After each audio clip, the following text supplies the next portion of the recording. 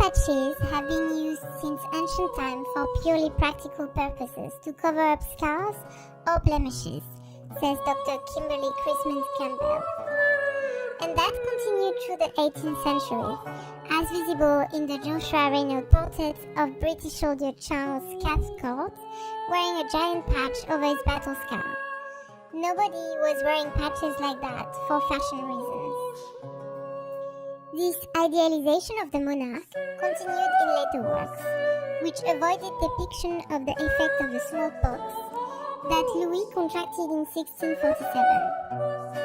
In the 1660s, Louis began to be shown as a Roman emperor, the god Apollo, or Alexander the Great, as can be seen in many works of Charles Lebrun, such as sculptures, painting, and the decor of major monuments. But in the late 16th century, Chrisman Campbell continues, people started wearing black patches not to cover something up, but rather to show something off. The contrast was thought to make the skin look beautiful and to draw attention to certain parts of the face, like the eyes. One might place a small black circle on one's cheek and maybe another crescent over an eyebrow,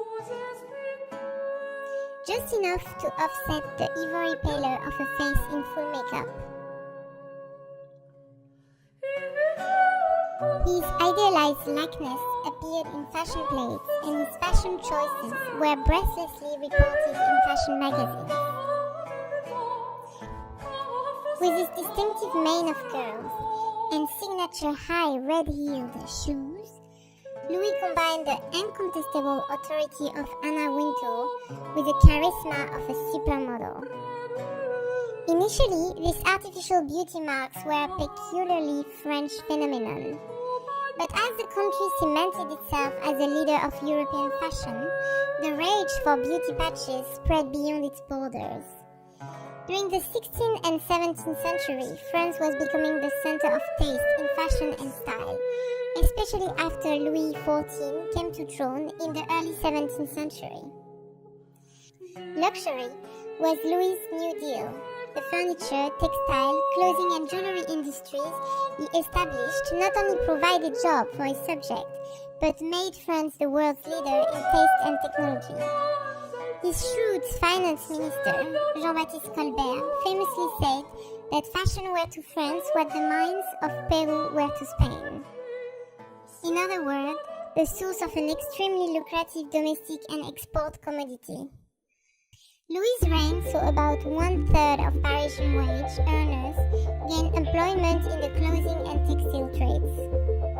Colbert organized his workers into highly specialized and strictly regulated professional guilds, ensuring quality control and helping them compete against foreign imports, while effectively preventing them from competing with each other. Nothing that could be made in France was allowed to be imported. Louis once ordered his own son to burn his coat because it was made of foreign clothes. While elaborate containers for holding face patches started as part of the morning toilet set, later versions were meant to be carried like a compact for reapplying the spots as necessary. Although such boxes range from cheap souvenir trinkets to custom engraved cases adorned with precious gemstones, the patches themselves remain inexpensive to purchase. The King and Colbert employed the full range of available media in service of their fashion propaganda campaign.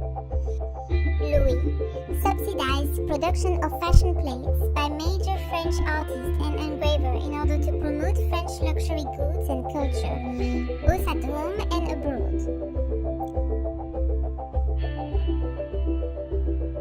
Rather than being purely descriptive and informative, the captions of these plates, aimed at an influent and sophisticated international audience, are arch and amusing, laced with sarcasm and sexual innuendos.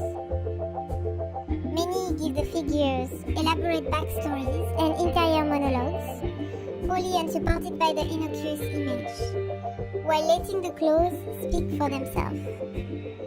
They set the tone for countless fashion plates that followed, and such verbiage can still be found today in Vogue, Elle, and Marie Claire.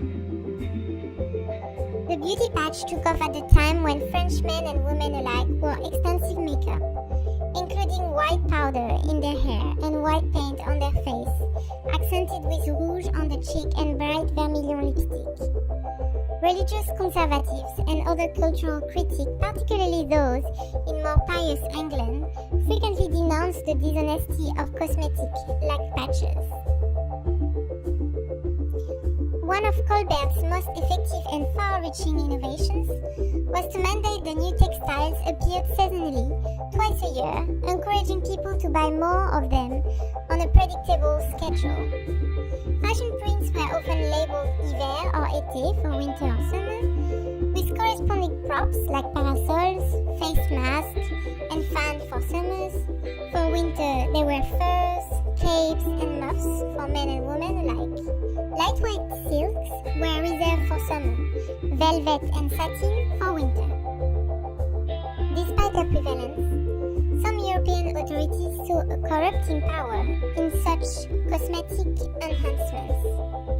British ruler Oliver Cromwell supposedly banned them, Chrisman Campbell says, not because of sexual immorality, but because they were a sign of aristocratic affectation, making them immoral in the sense of being elitist.